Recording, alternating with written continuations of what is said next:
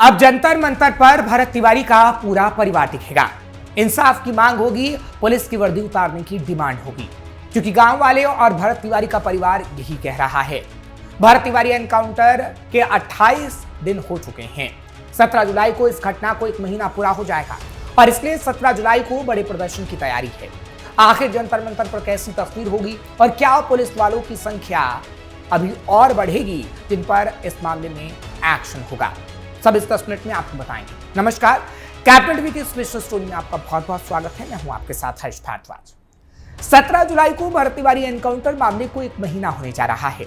परिजनों का कहना है कि हजारों लोगों के समर्थन, विभिन्न सामाजिक और राजनीतिक संगठनों की आवाज उठाने और पक्ष विपक्ष के नेताओं, मंत्रियों, विधायकों और सांसदों के हस्तक्षेप के बावजूद न्याय की प्रक्रिया अपेक्षित गति से आगे नहीं बढ़ रही है। उनका आरोप है कि एक आरोपी को निलंबित किए जाने के बावजूद उसे दूसरे विभाग में पदस्थापित कर दिया गया, जिससे सरकार की मंशा पर सवाल उठ रहे हैं और इसलिए निष्पक्ष न्याय की मांग कर रहे हैं हम। ये पूरा परिवार कह रहा है और परिवार अब आंदोलन की तैयारी कर चुका है। भरत तिवारी के पिता काशीनाथ तिवारी ने एक बार फिर देश भर के लोगों से 17 जुलाई को दिल्ली पहुंचकर न्याय की इस लड़ाई में शामिल होने की अपील की है। उन्होंने कहा है कि लड़ाई केवल उनके बेटे की नहीं, बल्कि देश के हर नागरिक के न्याय और कानून के शासन की लड़ाई है।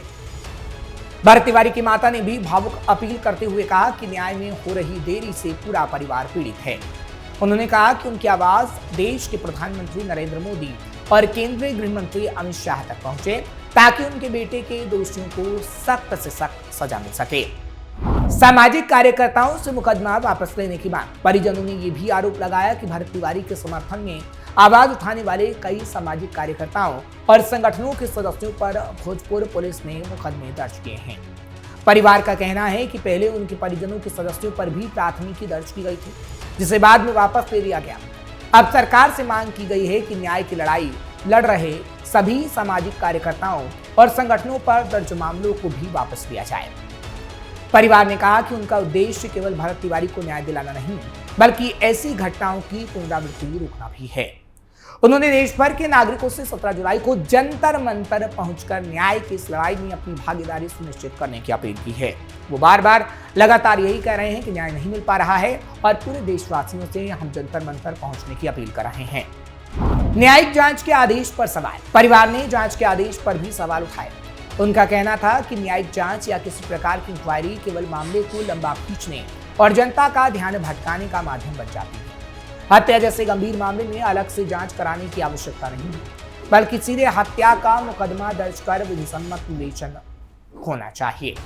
उनके मुताबिक अगर किसी व्यक्ति की हत्या का प्रथम दृष्टया मामला बनता है तो कानून के अनुसार एफआईआर दर्ज कर आरोपितों की गिरफ्तारी की जानी चाहिए, न केवल जांच के नाम पर महीनों तक प्रक्रिया चलाई जाए। ये भी आरोप लगाया गया कि मामले में दर्ज प्राथमिकी में हत्या की धाराएं नहीं लगाई गई। उनका कहना था कि उपलब्ध वीडियो फुटेज और पोस्टमार्टम रिपोर्ट से घटना की परिस्थितियां साफ तौर पर दिखाई देती। ऐसे में संबंधित पुलिस अधिकारियों के खिलाफ हत्या का मामला दर्ज कर उन्हें तुरंत गिरफ्तार किया जाना चाहिए। यह भी कहा गया है कि घटना के समय मौजूद सभी पुलिस अधिकारियों की भूमिका की निष्पक्ष जांच होनी चाहिए और वरिष्ठ अधिकारियों की जिम्मेदारी भी तय होनी चाहिए, जो कि हो नहीं रही। फिलहाल ये तो परिवार वालों का आरोप है, लेकिन इस मामले पर सुप्रीम कोर्ट के वकील अनिल मिश्रा ने कहा है कि जब तक भरत तिवारी को न्याय नहीं मिलता, तब तक आंदोलन किसी भी कीमत पर नहीं रुकेगा। उन्होंने घोषणा की कि भरत तिवारी की शहादत दिवस यानी 17 जुलाई को दिल्ली के जंतर मंतर पर देश भर से समर्थक इकट्ठा होंगे। वहां शांतिपूर्ण धरना, श्रद्धांजलि सभा और हस्ताक्षर अभियान के माध्यम से राष्ट्रपति और प्रधानमंत्री के नाम ज्ञापन तक सौंपा जाएगा। इस अभियान के जरिए लोगों का समर्थन जुटाकर उनकी प्रतियां राष्ट्रपति और प्रधानमंत्री को सौंपी जाएंगी।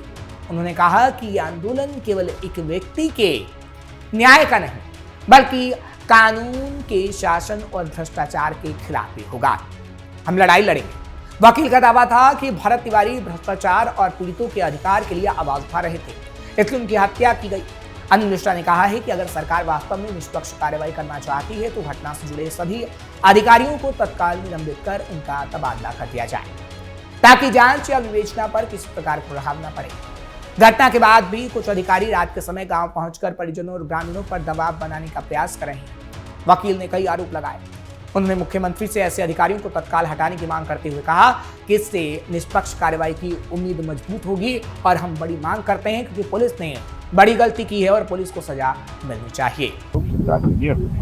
सर, एक बड़ा सवाल ये है कि न्यायिक जांच का आदेश दिया गया है और उसमें समय की भी मांगी गई है कि 3 महीना मांगा गया है, समय 3 महीना में ये पूरा कर लिया जाए। पहली बात तो देखिए, जांच का जो विषय है ना, मैं जांच के विषय को इसलिए निरस्त करता हूँ, खारिज करता हूँ कि जांच एक जनता का ध्यान डाइवर्ट करना, टालने का विषय है। जांच हमेशा एक टालने का विषय होता है, जांच कुछ नहीं होती।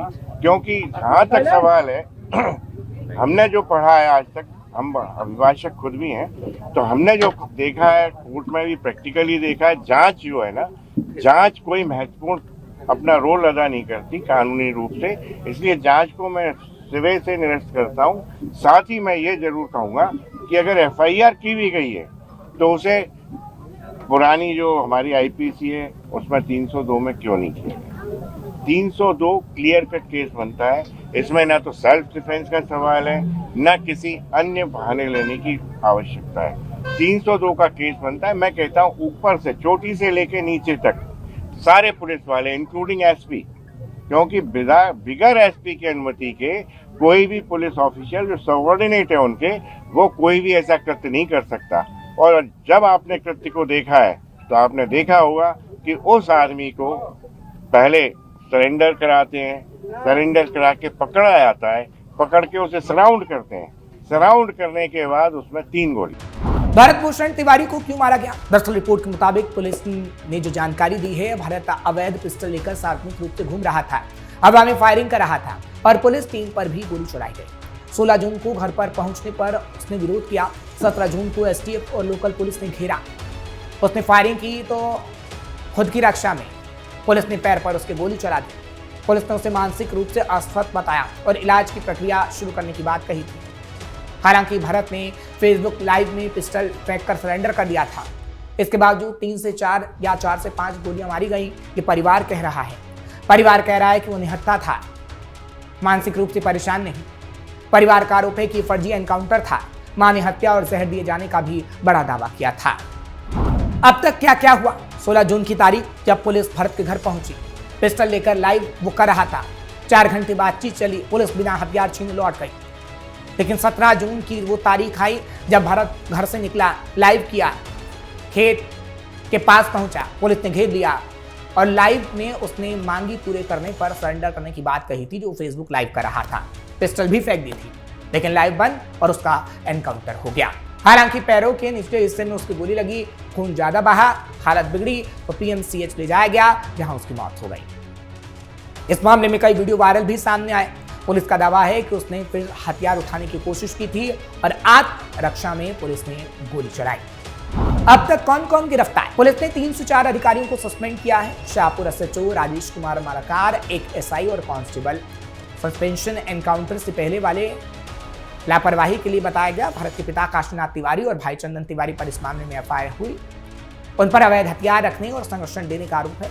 भरत पर भी FIR हुई, उस पर अवैध हथियार, पुलिस पर फायरिंग, सरकारी काम में बाधा डालने का आरोप लगा। अब आगे क्या होगा? फिलहाल ये कहा जा रहा है कि अब आगे आने वाले समय में जो रिपोर्ट होगी उसको तैयार किया जाएगा, क्योंकि न्यायिक आयोग का गठन किया गया। 6 महीने के अंदर अंदर बड़ी रिपोर्ट तैयार की जाएगी और इस रिपोर्ट को सार्वजनिक किया जाएगा, क्योंकि अभी न्यायिक जांच आयोग के सामने गवाहों की गवाही हो रही है और गवाही में कई बड़े खुलासे हो रहे हैं। ये कहा जाता है कि अभी गवाहों के गवाही के बयान के आधार पर ही ये रिपोर्ट तैयार की जाएगी कि आखिर कितने पुलिस वाले अभी और नपेंगे, क्योंकि कई पुलिस वालों की वर्दी तक इस मामले में उतर सकती है और इसी को लेकर हम देख रहे हैं कि किस तरीके से सड़क पर हंगामा मचा हुआ है और जंतर मंतर की तस्वीर कैसी आएगी उसकी जानकारी हमने आपको दी है। आपको ये खबर कैसी लगी कमेंट सेक्शन में जरूर बताएं। खबर को लाइक शेयर करें, कैपिटल टीवी को सब्सक्राइब करना मत भूलिएगा।